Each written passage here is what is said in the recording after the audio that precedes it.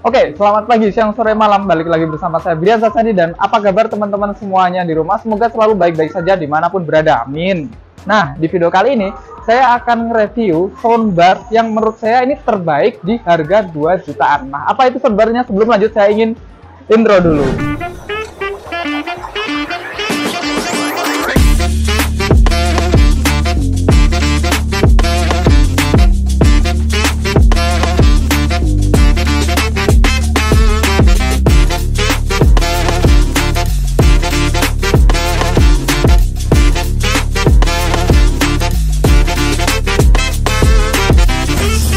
Oke, soundbar harga 2 jutaan ini adalah Sony.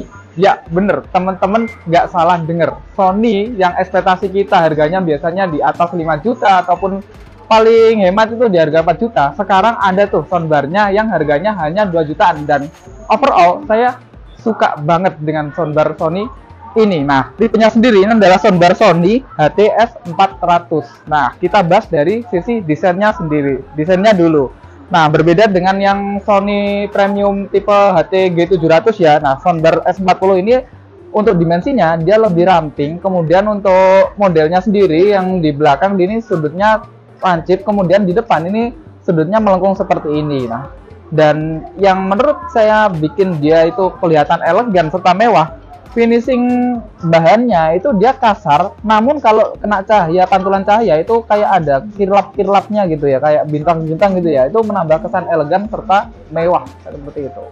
Nah, untuk soundbar ini itu 5.1 ya, dia terdiri dari speaker tweeter, kemudian panjang seperti ini, kemudian dia juga ada subwoofernya besar di sini. Nah, woofernya sendiri untuk terhubung ke tweeter atau speakernya itu sudah pakai wireless, jadi lebih minim kabel. Nah, untuk woofernya sendiri sebenarnya kalau teman-teman perhatiin, ini ukuran, dimensi, serta modelnya itu mirip dengan subwoofer HT-G700 kayak gitu.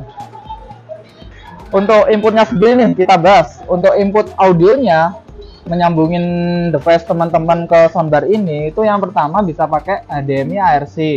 Kalau misalnya teman-teman punya TV yang sudah support optical audio, itu bisa langsung sambungkan menggunakan optical audio. Dan sayangnya dia sudah tidak ada jack 3,5, jadi mau nggak mau konektivitasnya hanya ada 3, HDMI, optical audio, sama Bluetooth kayak gitu.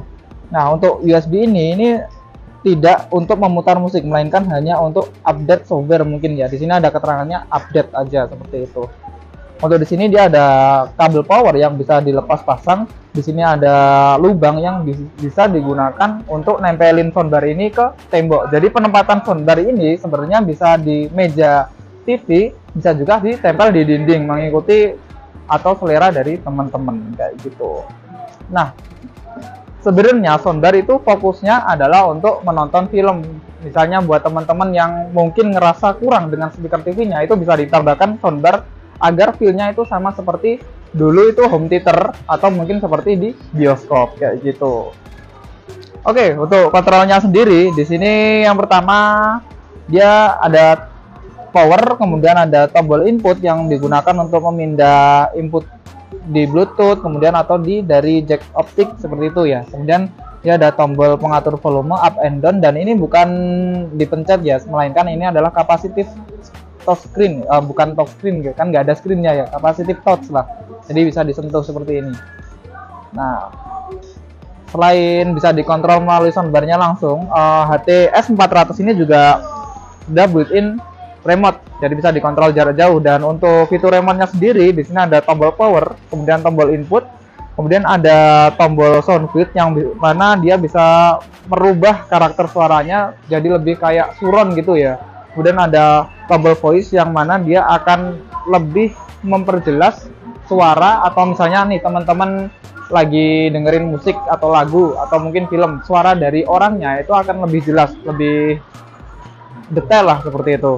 Kemudian di sini ada pengatur tombol volume, ada juga pengatur woofer yang dimana ini tidak ada di unit soundbarnya, pengatur woofernya. Nah, di sini ada night mode yang saya kurang paham ya fungsinya atau apa, entah suaranya lebih halus atau gimana gitu ya, nanti kita coba aja.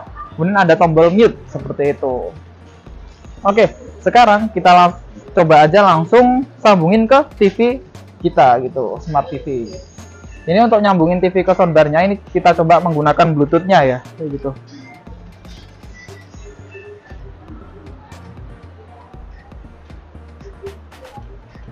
Oke, sudah tersambung.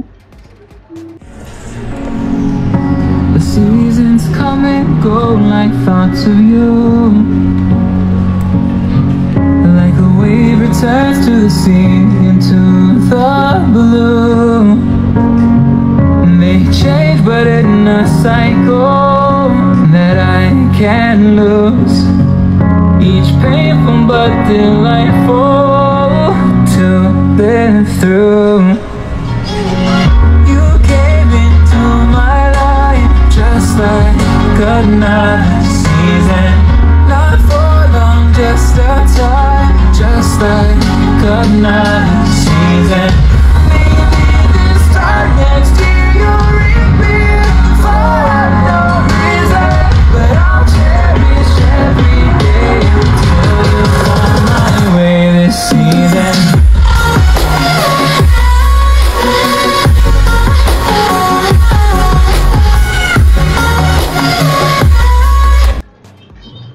Ini untuk level bassnya maksimal ya. Bentar, lever dulu. Jadi emang suara dentumannya itu berasa banget ya, karena memang bassnya juga besar. Sekarang kita coba menggunakan efeknya yang tadi ya, yang sound field maupun yang voice tadi. Bentar. Ini saya kecilkan dulu. Dan enaknya lagi untuk pengaturan volume ini ngeling ya. Misalnya kita mau ngurangin volume menggunakan remote TV, nah dia otomatis level dari volume soundbarnya juga ikut berkurang sesuai dengan yang tertampil di TV. Dan misalnya kita pakai remote soundbarnya itu juga sama aja. Jadi level TV maupun level soundbarnya ikut berkurang gitu. Sekarang kita coba di level 50 aja buat ngetes efek si soundbarnya.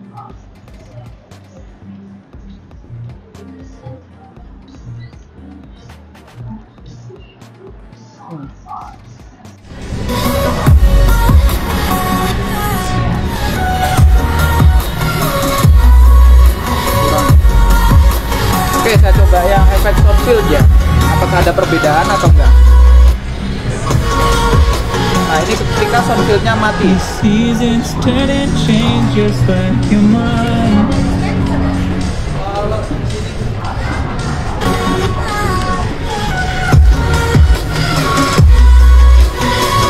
Kita coba hidupkan sound fieldnya.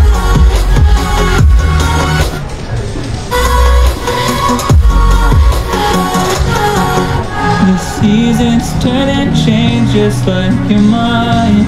Kurang berasa mungkin karena volumenya kurang. Like the sun gives into the moon, into the night. Oke, sekarang saya coba Time efek voice-nya continues ya. marching, it's slow. With each new one starting, I recall. Whoa, you came into my life, another season. Not for long, just a